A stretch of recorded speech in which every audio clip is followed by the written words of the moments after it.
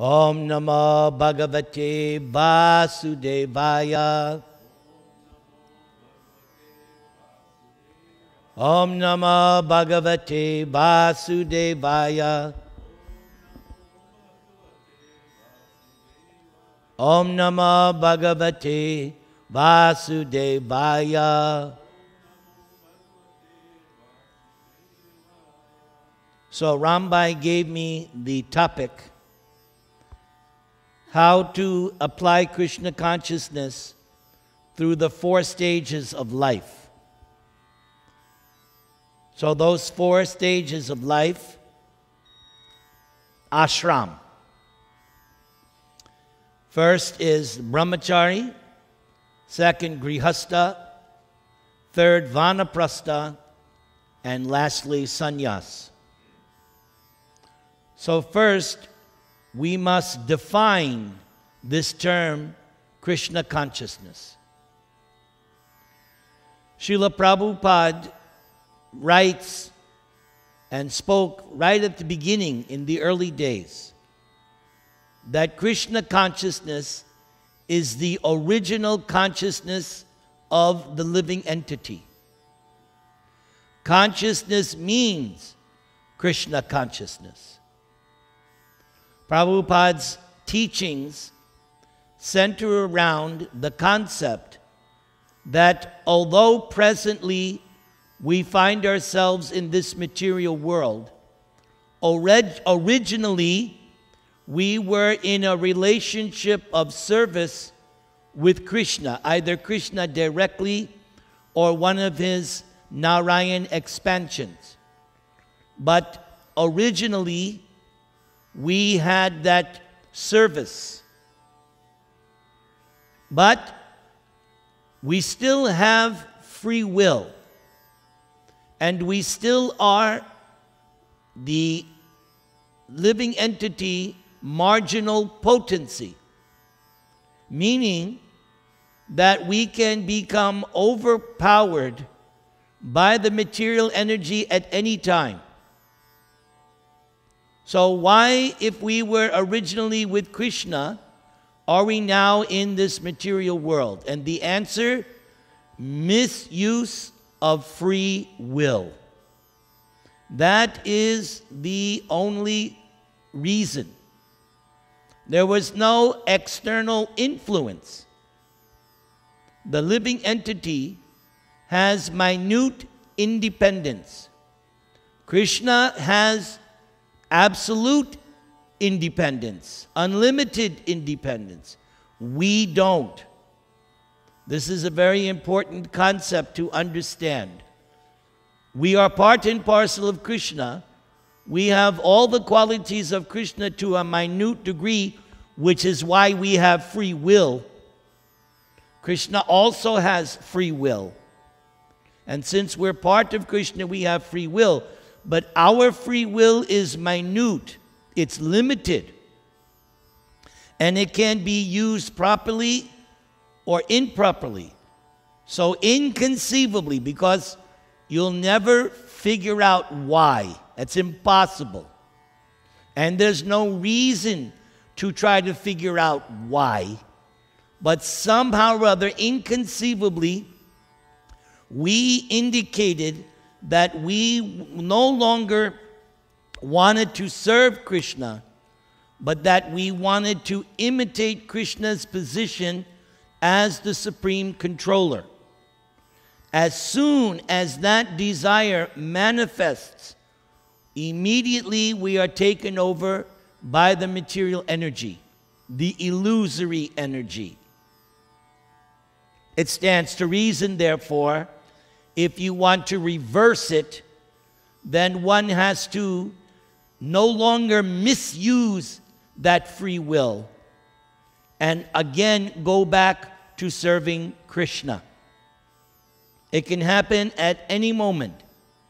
As soon as the living entity decides, I now want to surrender.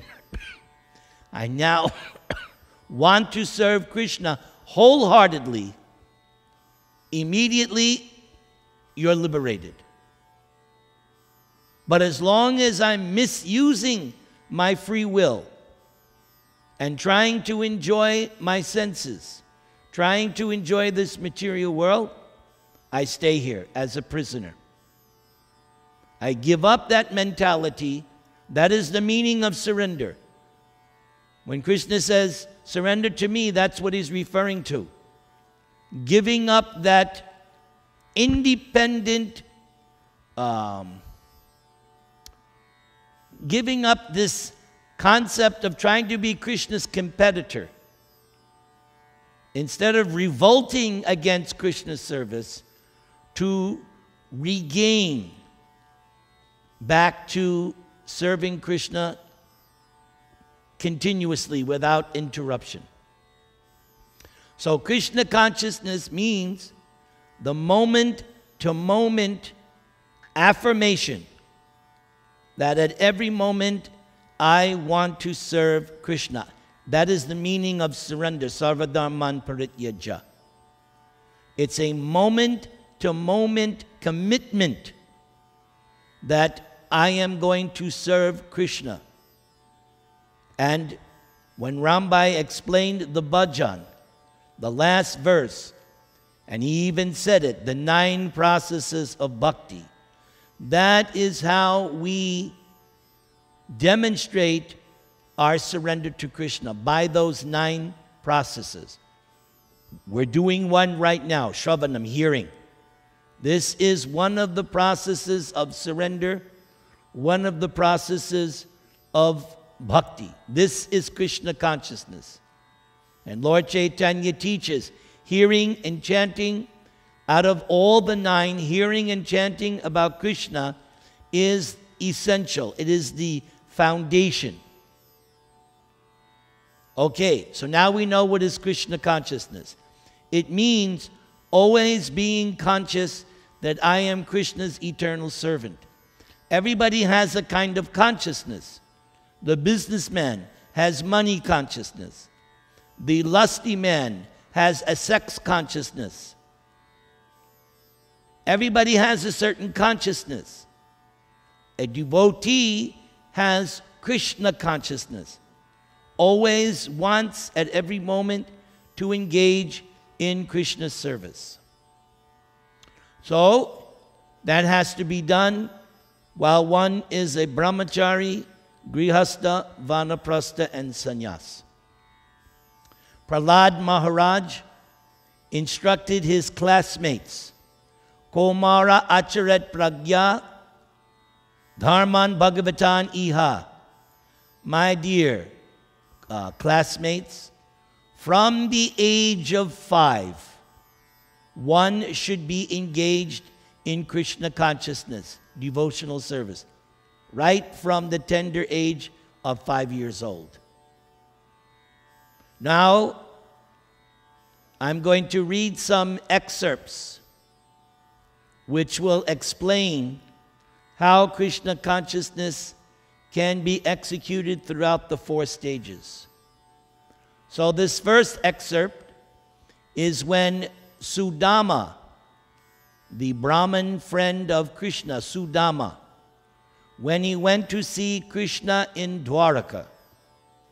Sudama was utterly poor, so destitute.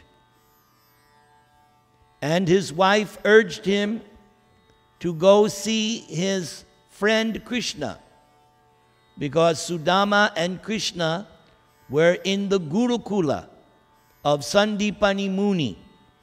After Krishna killed Kamsa, he then went to Ujjain.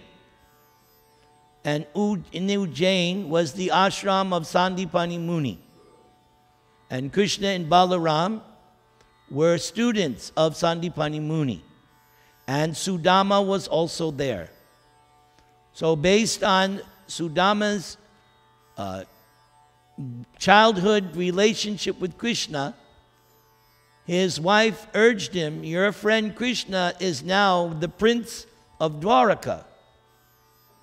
Surely when he sees you, he will take compassion upon you and give you some material benefit, because we are so poor. And how poor? Because when you go see a friend, you have to bring some gift. Sudama was so poor, his wife had to beg rice from a neighbor. They couldn't even afford rice. And the rice they got was that flat rice, chipped rice, not high-class basmati or whatever. Very inexpensive. But you Indian ladies know how to make chipped rice very nice. I had some on election day. I went to see one of my students, and she made that chipped rice, flat rice. Poha, right? Very nice. So, Sudama went to see his friend Krishna. So, Krishna did remember Sudama. And so after receiving, and this is also significant, that when Sudama came, Krishna took him and put him on his bed, sat him on his bed, and worshipped Sudama. Krishna at this time was living in Dwaraka very opulently, but still Krishna knew the etiquette. And Krishna, as a householder, was demonstrating personally how a householder should live. So he sat Sudama on the bed, and Rukmini was fanning, and there was a conversation. So Krishna spoke these following words, which will ties into your theme. So here's what Krishna told Sudama. Sudama is sitting on Krishna's bed. Krishna is not on the bed, and he is speaking. My dear Brahmana friend, you are a most intelligent personality, and you know very well the principles of religious life. I believe that after you finished your education at the house of your teacher, and after you had sufficiently remunerated him, you must have gone back to your home and accepted a suitable wife. I know very well that from the beginning, you were not at all attached to the materialistic way of life, nor did you desire to be very opulent materially, and therefore you are in need of money. So, this is not difficult for Krishna to surmise, because Krishna is in Sudama's heart. So, this makes Krishna omniscient, because Krishna is everywhere, in everyone's heart. What does he not know? He knows everything that's going on. In this material world, persons who are not attached to material opulence are very rarely found. Such unattached persons haven't the least desire to accumulate wealth and prosperity for sense gratification, and sometimes they are found to collect money just to exhibit the exemplary life of a householder. They show how by proper distribution of wealth one can become an ideal householder and at the same time become a great devotee. So yes, there are many examples. Yudhishthir, Parikshit.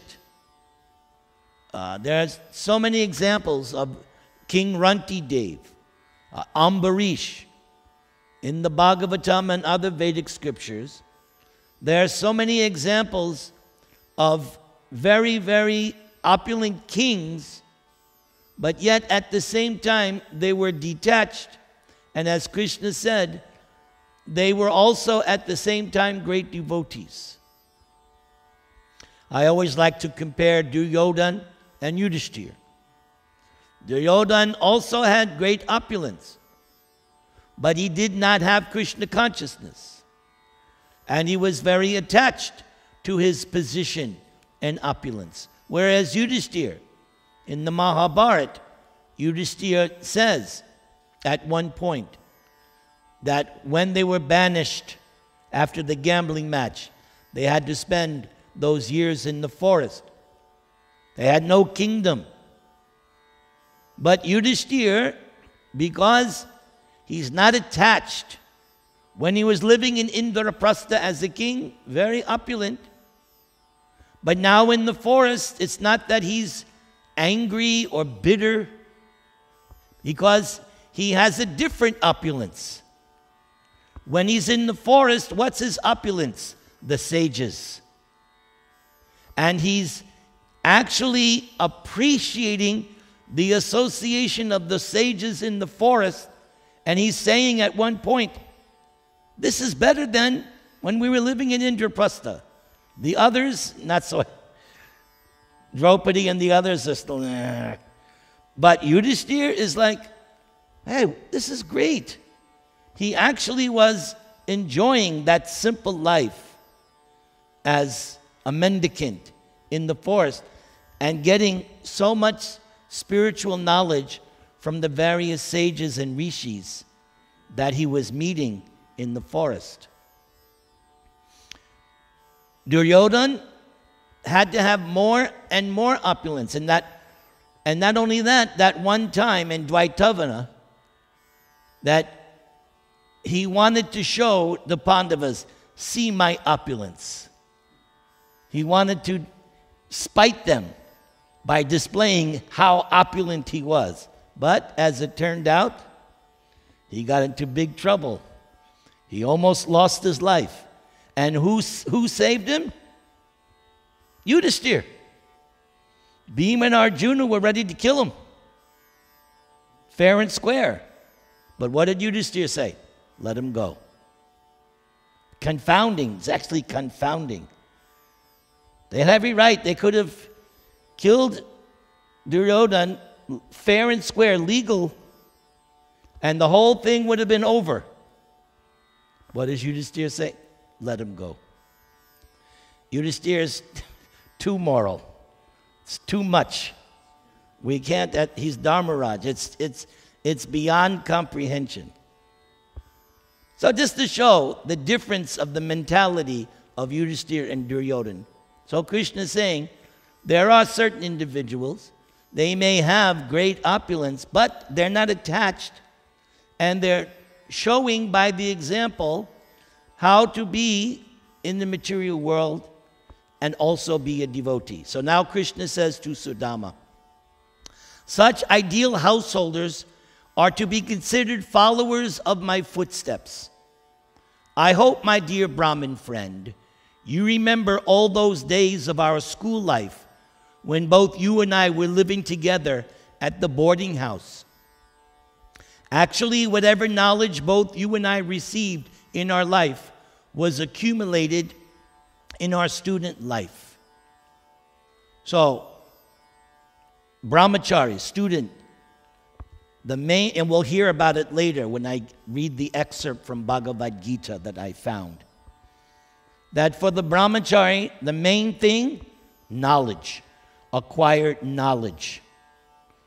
If one is not going to remain brahmachari throughout the whole life and is going to get married, then he must acquire practical material knowledge in order to maintain a family. Even Lord Chaitanya, as a householder, admitted, well, if I'm going to be a householder, I need some funds.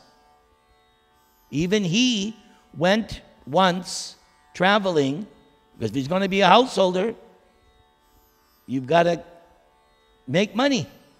So there's nothing wrong with making money.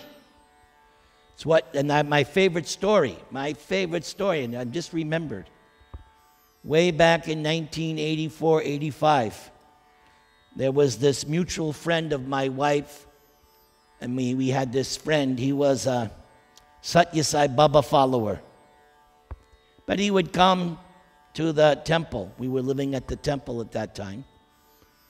So he was a very interesting personality. So he wanted to test me. He said, so, Is money good or bad? Thinking, I'll capture him. And of course, Krishna always gives me the answer. So my immediate response, neither. It's what you do with the money that determines whether it's good or bad. And that shut him up. It's what you do with the money. Same with any opulence, whether you have a brain or you have beauty or you have knowledge or you have fame, like the 6 opulences. Whatever opulence you have, you use it for Krishna, you're good to go. That's it. So, a brahmachari, student life, and if you're going to be a brahmachari and then a sannyasi, then you're not going to learn material things.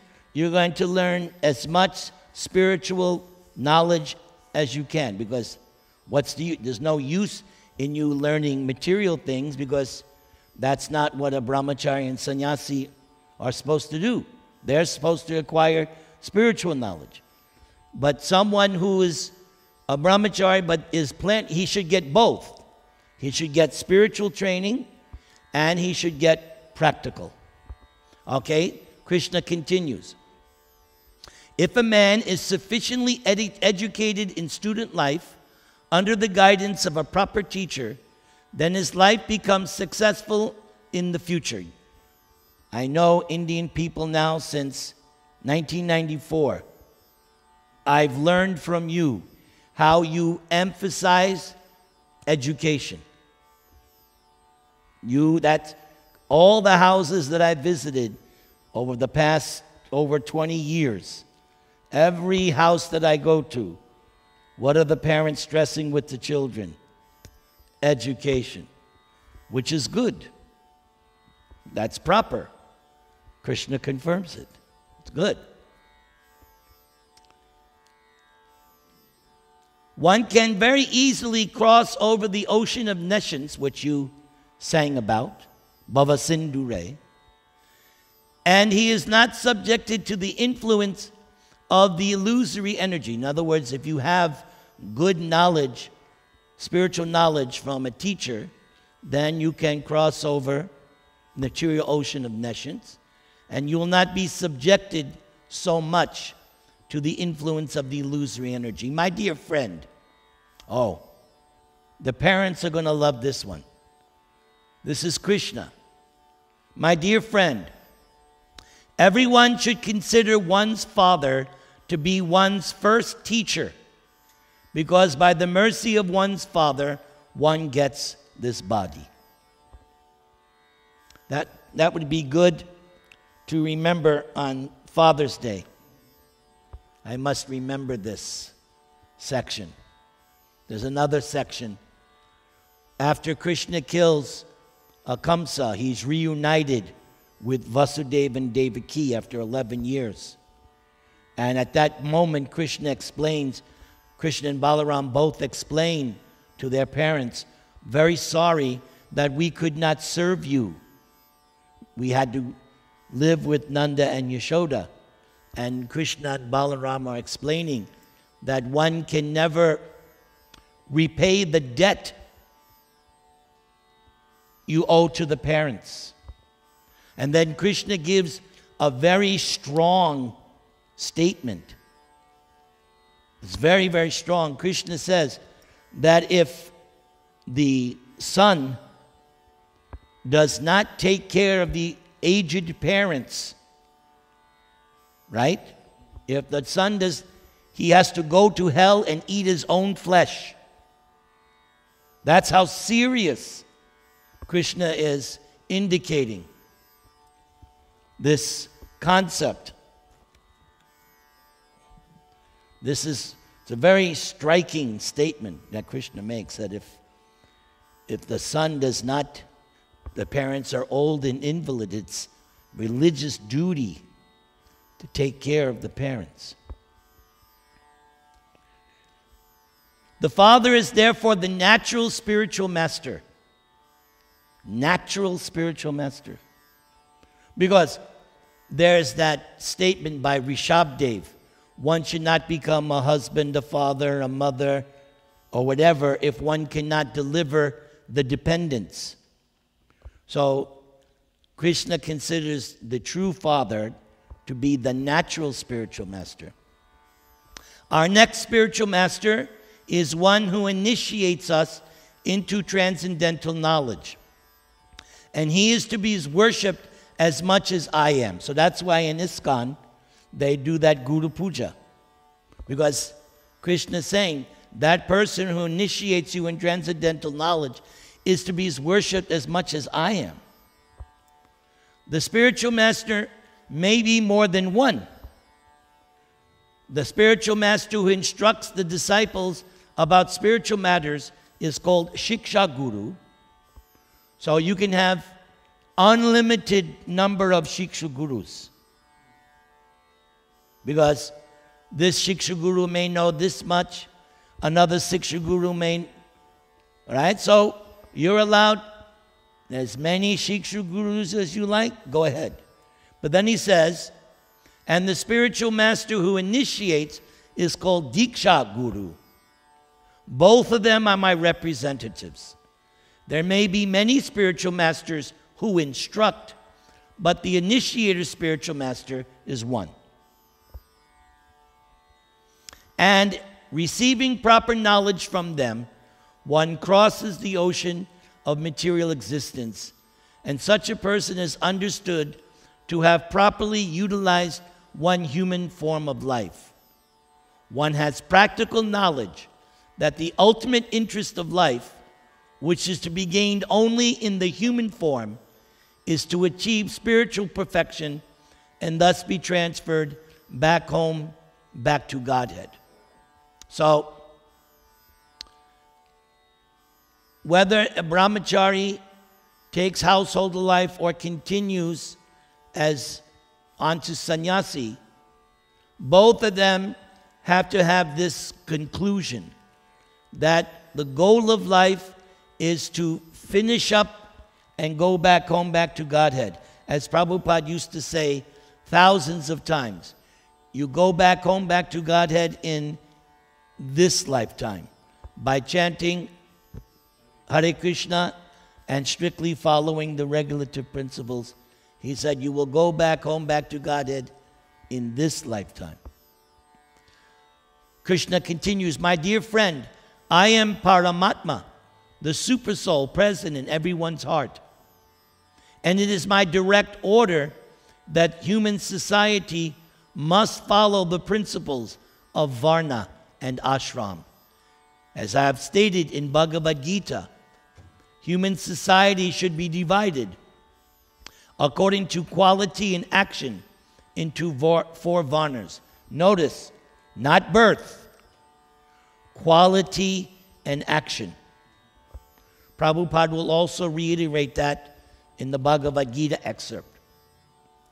So here, Rambai, here we go. One should utilize the first part of life by becoming a bona fide student, receiving adequate knowledge, and keeping oneself in the vow of brahmacharya, so that one may completely devote his life for the service of the spiritual master without indulging in sense gratification. A brahmachari is meant to lead a life of austerities and penance. Now he moves on. The householder is meant to live a regulated life of sense gratification. The key word, regulated.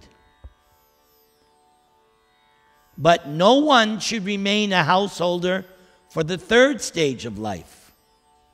One has to return to the austerities and penances formerly practiced in brahmachari life, and thus relieve himself of the attachment to householder life. So that's the third stage. After being relieved of the attachments to materialistic way of life, one may accept the order of the sannyas. As super soul, singing in everyone's heart, I observe everyone's activities in every stage and order of life. regardless of which stage one is in, when I see that one is engaged seriously and sincerely in discharging the duties ordered by the spiritual master, and is thus dedicating one's life to the service of the spiritual master, that person becomes most dear to me. In case you're interested, in terms of me, my instruction that Prabhupada gave me, love Krishna. So, I'm trying. That's the order Prabhupada gave. Love Krishna. I'm working on it. I'm trying, okay?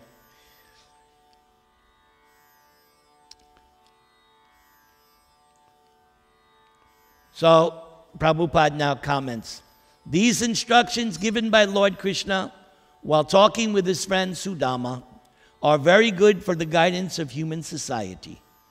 A system of human civilization that does not promote varna and ashram is nothing more but a polished animal society. Indulgence in sex life by a man or woman living single is never acceptable in human society. A man should either strictly follow the principles of brahmachari life or, with the permission of the spiritual master, should get married. Single life with illicit sex is animal life. For the animals, there is no marriage institution. Modern society does not aim at fulfilling the mission of human life. The mission of human life, go back home, back to Godhead. And to fulfill this mission, the system of varna and ashram must be followed. When this system is followed rigidly and consciously, it fulfills the mission of life. When it is followed indirectly, without guidance of superior order, it simply creates a disturbing condition in human society, and thus there is no peace and prosperity. Shri Sri Radha Raman Bhagavan Ki Jai. So that was the excerpt from Krishna book. The second excerpt is from Prabhupada's Bhagavad Gita. This is in chapter 16. Chapter 16, the first 3 verses are the 26 qualities of a devotee. But verses 4 through 24 is all about the asura. So the main gist of chapter 16 is the demon. 3 verses on the devotee. So in that first 3 verses, this is a portion of Prabhupada. It's a very long purport. But Krishna gave me this as the way to fulfill your instruction. The social institution known as Varna Ashram, the institution dividing society into 4 divisions or castes, is not meant to divide human society according to birth. Such divisions are in terms of educational qualifications. That's a key thing. Not by birth, but education.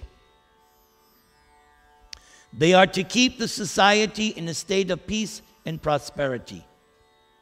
The qualities mentioned herein are explained as transcendental qualities meant for making a person progress in spiritual understanding so that he or she can get liberated from the material world. So Prabhupada's philosophy is consistent. Liberated means go back home, back to Godhead. Next point.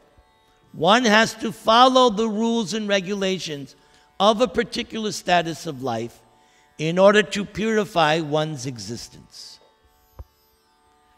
The entire Varnashram Dharma is meant for tapasya. Without tapasya or austerity, no human being can get liberation.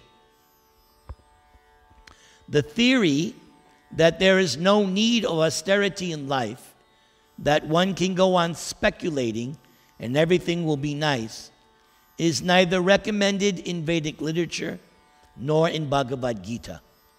Such theories are manufactured by show bottle spiritualists who are trying to gather more followers. If there are restrictions, rules, and regulations, people will not become attracted.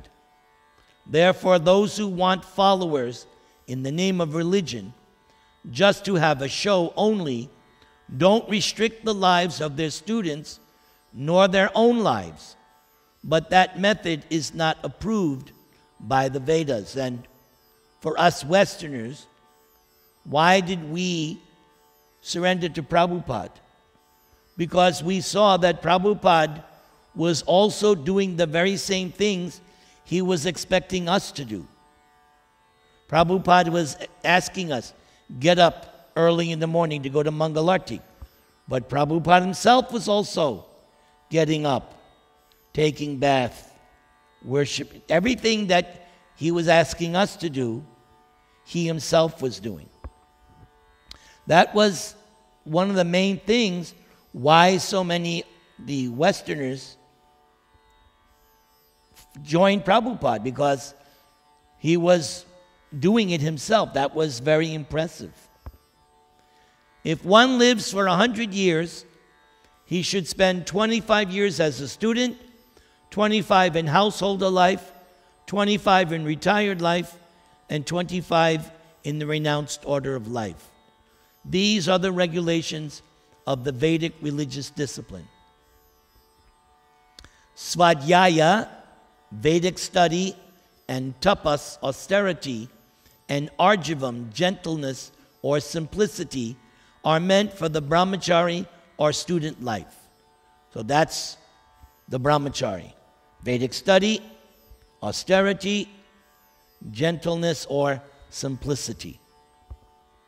Like, for instance, when I joined the movement, I was a brahmachari. So when I joined the temple, they gave you kopin, a toothbrush, soap, and a towel. And they gave you 2 sets, dhoti and kurta. That was it. Oh, of course, they gave you toothpaste too. But that was it. There was no salary. You know, you got prashad, okay, during the day. And when I joined in 73, you had a sleeping bag. So there was a room, maybe the half this side of the room, and there were 60 brahmacharis, one after another. Your head was at somebody's feet. And then at 3 o'clock in the morning, the light would go on. They would either blow a conch or ring a bell. Haribol, Prabhus! And then you would line up, and there'd be a shower, and you would get 1 minute. So they would tell you, Prabhu, you rinse yourself off, turn off, soap up, rinse off. You have 60 seconds.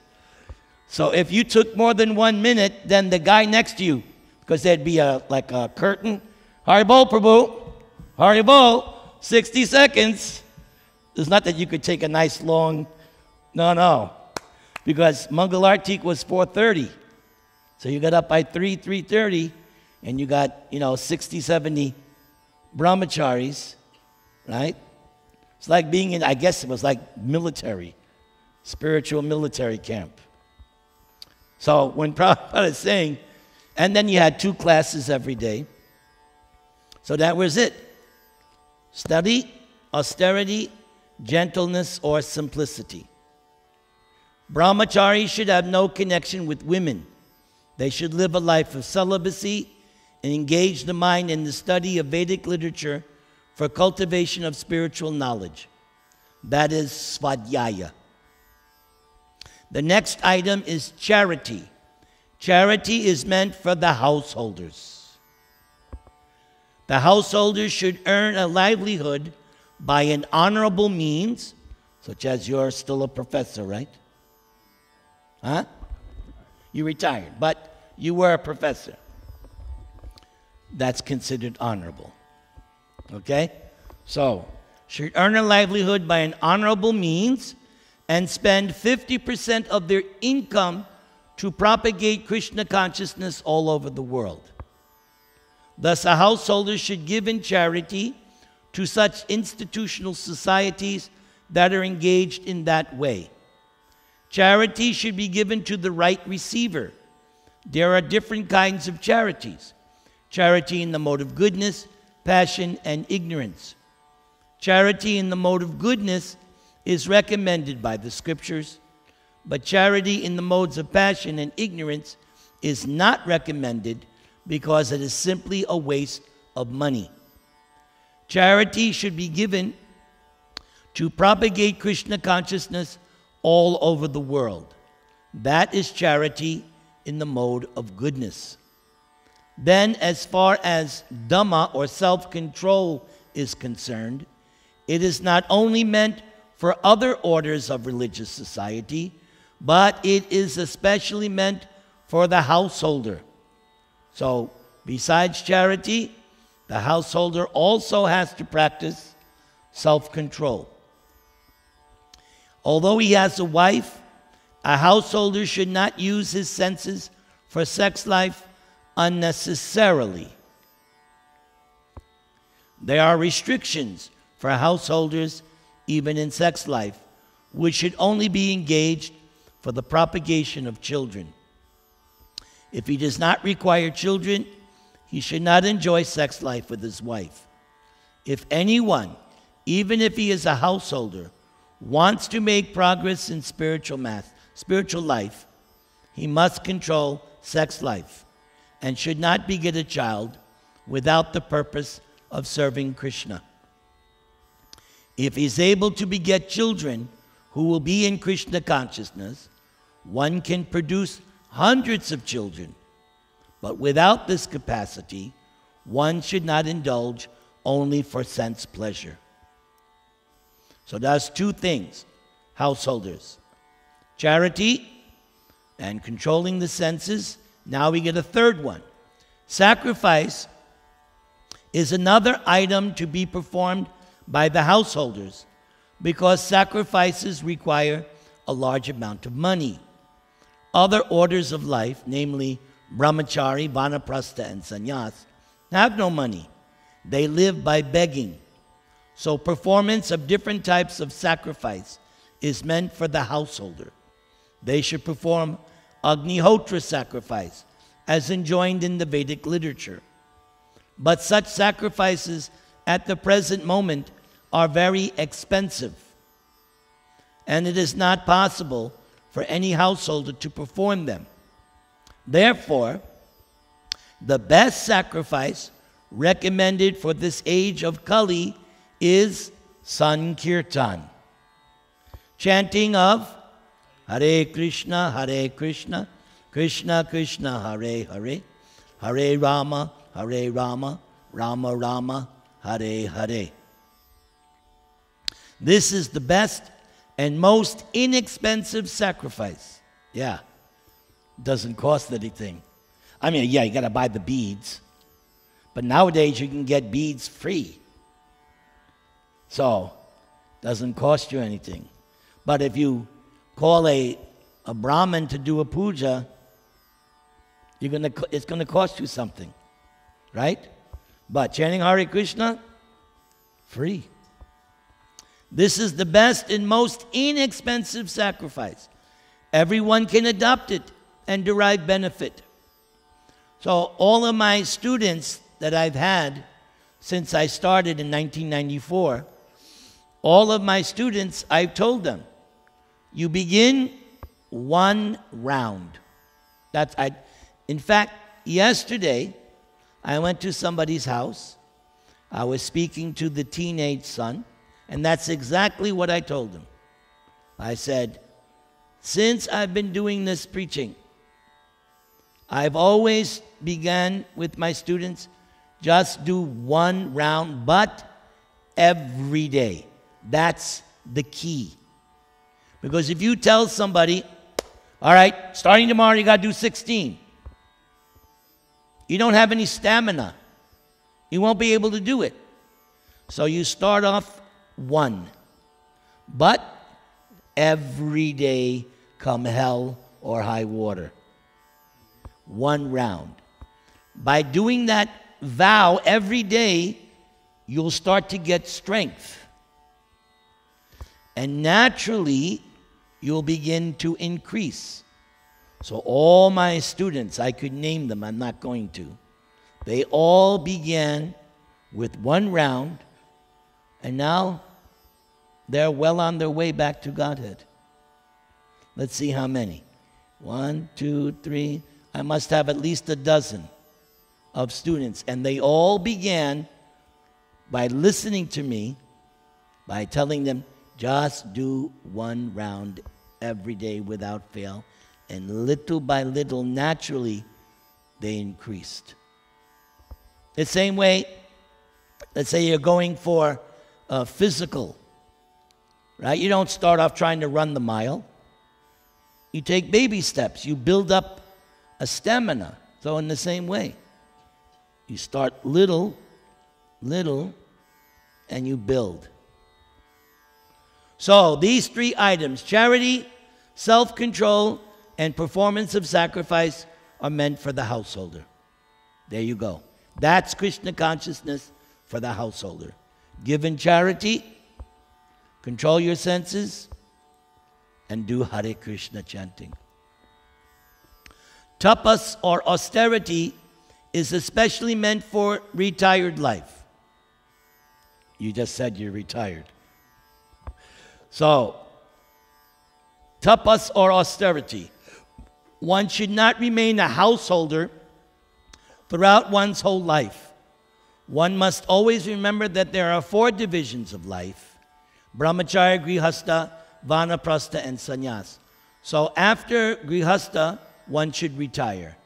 A man retired from householder life must practice austerities of the body, mind, and tongue. So, austerities, we just had this month of Kartik. There's Ekadasi.